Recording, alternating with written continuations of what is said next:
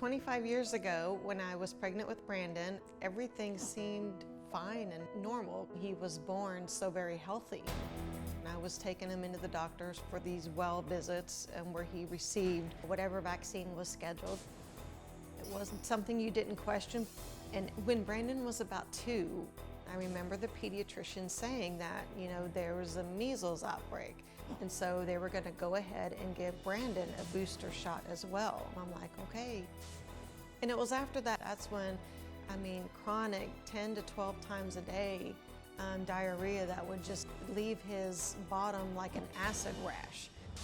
And then one day he started banging his head on the wall very forcefully to the point of going through sheetrock. He was afraid of light and sound. He wouldn't get in the car anymore. You're like, what just happened to this child?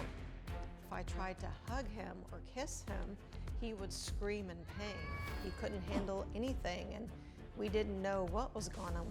So obviously we started this process of trying to go to the doctor, figure out what's going on.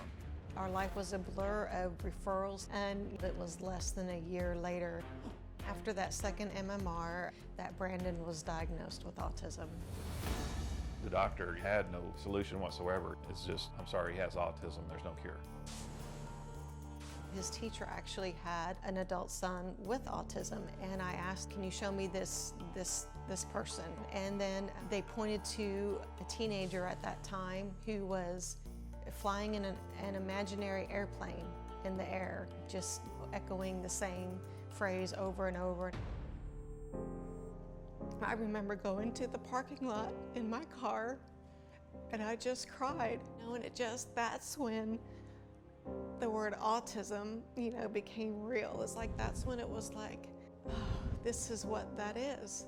And it's like, no, God. I remember sitting there in tears, holding my breath for as long as I could.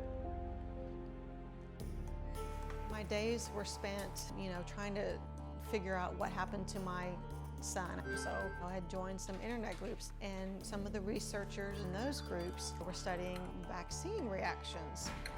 I didn't know there was a list of adverse events to a vaccine. And so I got Brandon's medical records from his pediatrician, and I put them side by side with his immunization records.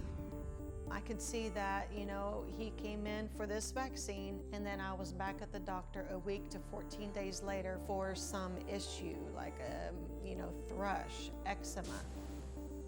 The skin burning diarrhea started and his language stopped. It was like a ton of bricks hit me.